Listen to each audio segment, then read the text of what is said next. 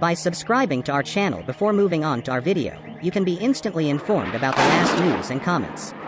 The clashes between Israel and Palestine did not slow down on day 3 either. As tensions between the sides rise, other countries are striving to calm the events, while many of them are not neutral and prefer to support either side of the conflict explicitly or implicitly. As you know, we will transfer all the information obtained from all sources in this video, as in the previous videos. Hamas has started a heavy rain of rockets on Israel, and the Israeli army has entered the cities, and we will examine the details about that in a moment. Violent air strikes from Israel to Gaza and rocket attacks from Gaza, which managed to hit the Israelite, continued today. A statement about the conflicts came from the USA, Germany, Russia, Iran and Turkey. The Turkish president discussed the conflicts with the Russian president, while the US foreign minister discussed the conflicts with Israel. There is also an allegation that the Russian Foreign Office, which contacted Hamas, told the Hamasai that under certain conditions, the conflict could be halted. Let's start to examine all the latest developments in the Israeli-Palestinian conflict together. According to the latest information, more than 1050 rockets were fired from Gaza to Israel. Senior Hamas official. The situation will get more and more serious in the coming hours. After saying a series of attacks were carried out during the daylight hours. The Iron Dome air defense system is insufficient to block all successive missiles. After the Palestinian Islamic Jihad organization said wait for 2100, the rocket attacks that had been going on for 3 evenings resumed. Intense rocket attacks are carried out from Gaza, especially in Ashdod and Ashkelon in Israel. Shelters were opened in Ashkelon, Israel. It is stated that the Iron Dome air defense system, which experienced a technical failure yesterday, was reactivated today at 6 o'clock. The Al-Sharak Tower in Gaza was bombed and destroyed by Israeli warplanes. The image of the moment of the explosion. The IDF published a video showing Maglin's squad striking Hamas infrastructure. The Israel Defense Forces are publishing new footage of attacks on militant targets in the Gaza Strip, including the locations of high-ranking officials from Hamas and Islamic Jihad. IDF.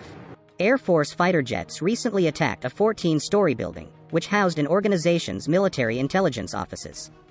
Hamas, as well as communications infrastructure used to convey tactical military messages by terrorist organizations. Israeli Defense Minister Gantz. We will not take moral sermons from any country or person, with all options on the table.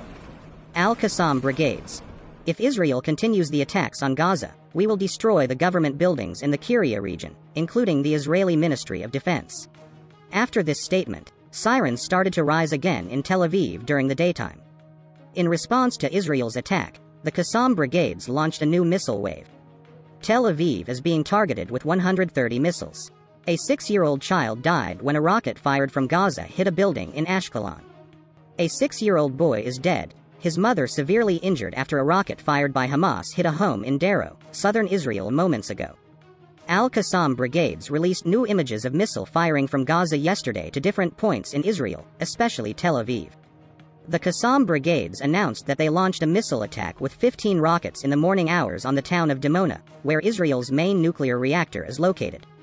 In addition, Ashdod port was hit by missiles in the morning hours. Areas where sirens were activated after rockets fired from Gaza. Netanyahu. We will inflict unimaginable blows to Hamas. This is just the beginning. Israeli artillery batteries hit Gaza. The Israeli cabinet meeting is over, and it is said that the war will continue for a while. Israeli military leaders say, there may be rockets falling all over Israel, where the war will continue, and be prepared for this. According to JP News Agency, the senior official said that Hamas is ready to stop the attacks, mutually. A senior Hamas official said the Islamist group was ready to halt attacks against Israel on a mutual basis, the Russian Foreign Ministry said on Wednesday. It also quoted the Hamas official as telling a Russian deputy foreign minister that the international community should press Israel to stop using force at Jerusalem's Al-Aqsa Mosque. Rocket fire started from Gaza to Israel. The missile capacity of the resistance groups is estimated at 13,000, so they can do 13 times more than yesterday's attack. Each attack they make will be more devastating than the previous one, which is another case. In Israel, Ashkelon, the streets are like a battlefield, the people are in panic.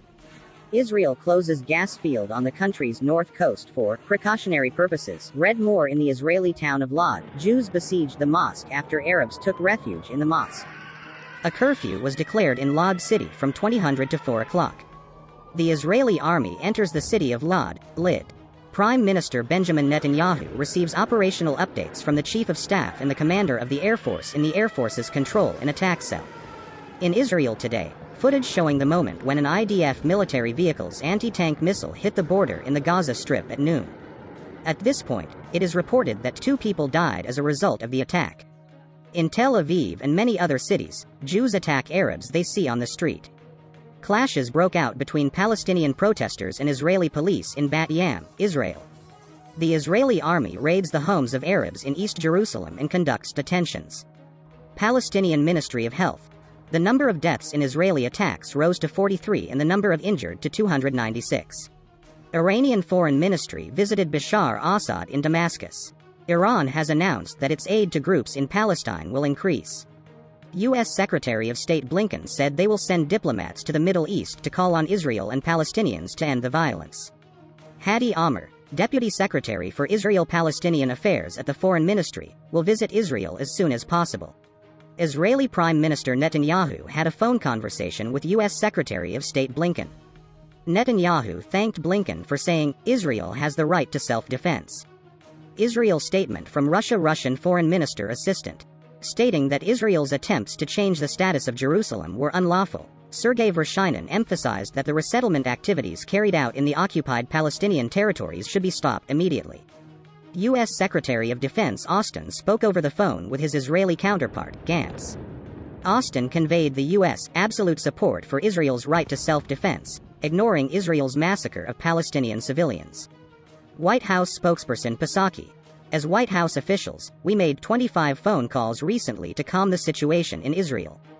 We met with countries including Qatar, Egypt and Tunisia. According to diplomatic sources, the United States blocked a joint statement after the UN Security Council meeting, which discussed the escalating tensions between Israel and Palestine. Turkish President Erdogan and Russian President Vladimir Putin held a meeting on the conflicts between Israel and Palestine. Deutsche Welle includes the following information about the meeting. According to the Kremlin, both leaders called on the sides to lower tensions. Erdogan also said that Israel must be given a deterrent lesson. Turkish President Recep Tayyip Erdogan and Russian President Vladimir Putin held a telephone conversation about the conflict between Israel and Palestinians. In the statement made by the Kremlin, it was stated at the meeting that there is serious concern about both the ongoing conflicts and the increasing number of dead and wounded. The Kremlin reported that both leaders called on the parties to lower the tension and to resolve the problems peacefully. The Presidency of Turkey Directorate of Communications also released a statement regarding the content of the meeting. In the statement, President Erdogan's meeting with Putin, stating that they expressed their reaction as Turkey in the harshest way against Israel's reckless attacks on Jerusalem, Gaza, Masjid al-Aqsa and Palestinians. The international community is also a powerful and deterrent lesson to Israel. He stated that they should give and continue their initiatives at all levels for this purpose. Emphasizing that the Russian Foreign Ministry's statement pointing to the United Nations, UN, parameters and a two-state solution on the Palestine issue is important, President Erdogan stated that the demonstration that Turkey and Russia agree on the developments in Jerusalem constitutes an important message. According to the statement, President Erdogan emphasized that it is important for the United Nations Security Council to get involved in the issue before the crisis grows further and that the Council should give decisive and clear messages to Israel to stop the attacks.